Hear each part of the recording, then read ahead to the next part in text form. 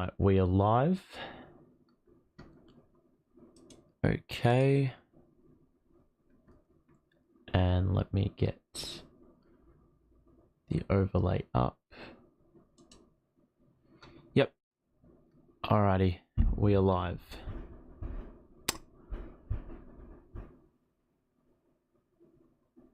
Okay. Well, hello. Stream should be live and ready to go. Yep. All right, so we are doing the post game for Everton Liverpool. Overall a bit disappointing. Let me just adjust that. Okay. All right, this wound up being a 2-0 defeat. Hold on a second.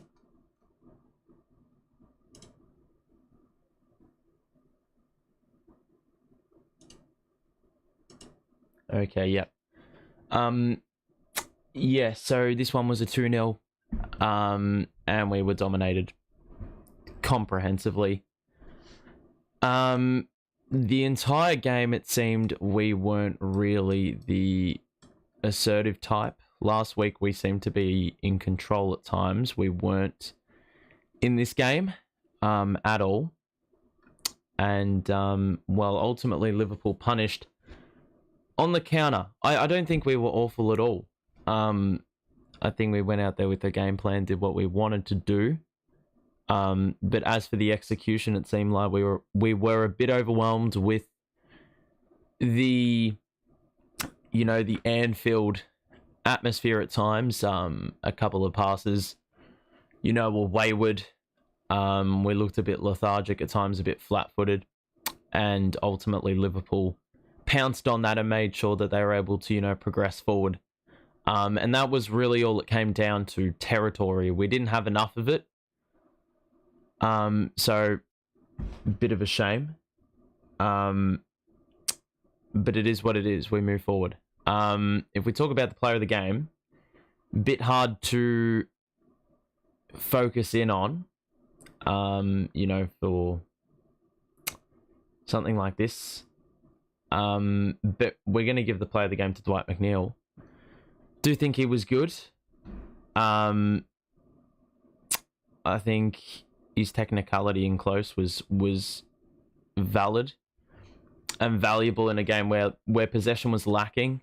At times he'd be able to weave through defenders. He looked probably the most dangerous attacker on the pitch, you know, because of the, you know, we were trying to feed it to him on that left-hand side. And it was, you know, he was whipping and crosses at times. The quality sometimes was a little bit poor. Sometimes it was good. Overall, though, I mean, attacking-wise, we were struggling, you know. It's basically like trying to pick a needle out of a haystack if you're trying to find, you know, anything good about our offensive, you know, plan. Because we obviously had to throw Alice Sims into the deep end. He looked very out of place. I mean, with this opportunity came a lot of responsibility, and for someone of his experience, it was always going to be a tall order, a steep hill to climb, and he never climbed it. He didn't even get halfway up that mountain. So, you know, it is what it is with regards to that. You know, there's not really much you can say. But you know, overall, I think the immersion into an experience like that is pretty valuable and important. But obviously, Sunderland playing teams in the second division, and then having to play Liverpool, who, you know, looked really switched on today. It was always going to be a tall order, as mentioned, for someone who hasn't even really ever started a game. And if we're going to have to face that prospect going forward of having to play Alice Sims or having to play Neil Mopé, it's going to be a tough ask for him. If we talk about some other players that were decent enough, I mean, couldn't really pick out a good player or a bad player, but Onana was all right, pretty decent. At times it looked like he was disadvantaged, but yet again was able to win it or, be creative. And some of his passing was on point, some of it was a little bit off, but that was to be the case with every single player, because Tarkovsky was excellent in the first half, and then his passes were very wayward as well. And he lost composure. Mikalenko, he was pretty good on Salah. Did get blown past him, or he was able to get by him numerous times, Mo Salah, but for the most part, Mikalenko with his slide tackling was able to, stunt a bit of build-up play if they try to pass it to Salah on the outside. Idrissa Gana Gueye, I mean, he played the full 90 minutes and he looked pretty at home. He was probably the relief for the defense every time we try to get it out. If it wasn't us hoofing it up to Alice Sims, he was there to, be pretty precise with his short passing. That's what the situation required and demanded. We didn't really see it enough, which is a bit of a shame.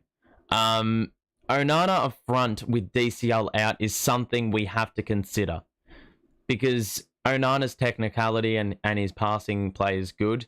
He's able to draw fouls. He's pretty strong and stable, with that frame of his. So I don't see why, especially if we're going to take off Sims, who, mind you, is probably not a focal point either.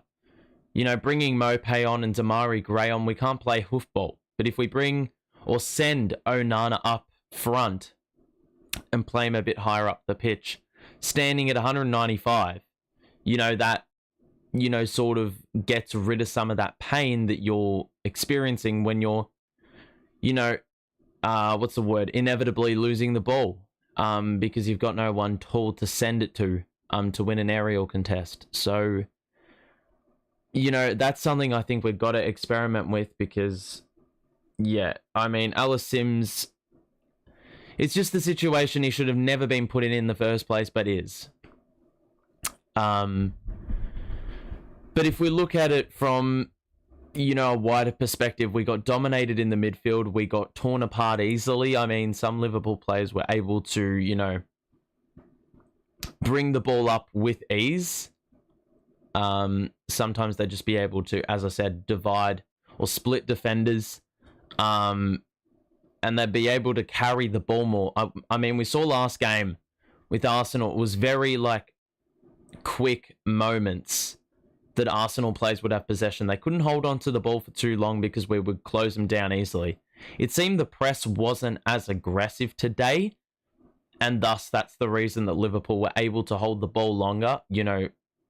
One player was able to, gain some yardage via dribbling it, as opposed to sending it long with a pass or something like that. So that's probably one of the reasons why they had the upper hand. The press didn't seem as assertive. It seemed like we needed the home crowd to spur us on a little bit. And we will have that upper hand in the next couple of games with Leeds and Villa. But if we're talking about a game like today, it felt like there was a little bit of an opportunity there to get the job done. We didn't do it. And we remain in the relegation zone. I'm not worried, because I do think the game today we were, a bit stiff. You look at the Tarkovsky chance that goes off the post, then Liverpool sprint up the other end and score a goal. I mean, it was just a flooding of numbers forward. And they were smart. I'm going to give Liverpool credit, because they identified that we're very compact when, we're set up. It's happy days then. But then when you obviously have committed Tarkovsky, Cody, Onana, your spine into the box, there's going to be a bit of daylight in the middle of the park to get through. And Liverpool were able to get in behind. And we, quite frankly, didn't have reinforcements that weren't quick enough to keep up with Liverpool. So it is a bit of a shame that is the case. But, I don't really... I mean, we went out with a game plan, and those are one of the things that Liverpool exploited. They did that numerous times with the counter-attack, whether that was just us being careless with the ball, with situations like that where we miss a shot, we've committed our numbers forward, and there's plenty of space for Liverpool to, pounce. Sometimes you can't help those situations. But yeah, I mean, the moment I saw them flooding forward, I knew we were done because, yeah, Liverpool at about 3 open, and all Núñez needed to do was just send it in the box, and it was game over. But yeah, that's probably it. I'm just trying to think. The second goal, though, was pretty careless. I don't know about the build-up, but the cross-in, I don't know what Connor Cody was doing there. He was doing a bit of ball watching, a little bit of... I honestly couldn't give you an answer, to tell the truth, because the ball was right next to him, neighboring him, and he wasn't even phased. It was like he was actually in the, in the attacking box, and he was serving as a decoy. In this game, well, in that specific situation, it looked like he was playing for Liverpool, because, yeah, I mean, it was one of the weirdest leaves I've ever seen in my life. And Seamus Coleman was absolutely starstruck as to why Cody left that, and I think Pickford probably had the same reaction as well. I did at home, the fans probably did at the stadium and at their homes as well. So it is what it is. We have to move forward to Leeds now. Leeds and Villa, it is going to be it's going to be interesting to see whether we stand up. Obviously, the Goodison crowd is going to be of advantage to us. We know that's the case. But it's going to go far beyond that. DCL being fit is the number one thing. If that's not the case, then we've got to be a little bit more innovative, I do think, with the way we play. I mean, I know Sean Dyche prides himself on being direct and not making things too complicated, but I do think that the situation calls for a bit of creativity and innovation in terms of the way we approach this, because DCL not being fit, Sims has clearly shown that he's probably out of his depth. Mope, we know, is shocking. He's good as a shit stirrer, and that's about it. And then that's it. That's all the options you've got. So I've absolutely no idea what we do if it's not DCL, but we've obviously just got to hold out hope that DCL is fit in about a week's time. But I think the main focus is going to be that we've got to feed off of the crowd's energy. We've got to be pressing high. I think that's one thing that we mistakenly didn't do. That's why Arsenal was so overwhelmed the other day and turning the ball over. It wasn't just because of the Goodison crowd, but because that was well complemented by our high pressing and Arsenal not really being able to operate in ways they would like. So that's basically probably one of the main keys alongside the striker issue. Overall, we just came up against a good Liverpool opponent. I think, I don't know what his name is. He's the 18-year-old for Liverpool in the midfield. He was absolutely exceptional. And I've got to give him full credit for that, because he matched and he aligned with the pressure that was given, the responsibility that was given to him. And ultimately he took his opportunity, and I reckon he was one of the best players on the pitch today. And there was a serious concern that Liverpool would get dominated by the midfield of Everton, and I think Liverpool fans were also fearing that pre-game because, of how we were able to manipulate manipulate Arsenal's play, got them to play the way we wanted them to play, and we just overran them in midfield last game and seemed to have the upper hand. But this game, that wasn't the case. So obviously the main focus is going to be from the outset, we are on top. We're dictating the play.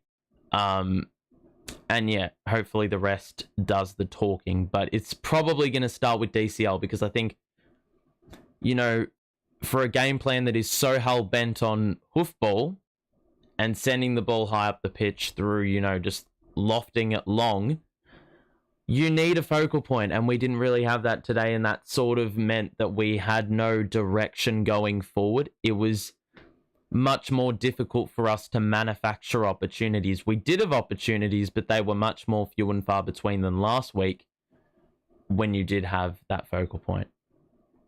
Anyway, that'll do it. Obviously, you'll probably be watching this not live, obviously, but yeah, it will be yeah, I mean, I hope you enjoyed this one, and let's hope we can get a good victory, a much needed win in the next fixture against the Leeds, which will be ultimately a 6-pointer. We need to win that. So thank you for tuning in whenever you're doing it, and we will see you soon. All right, have a good one.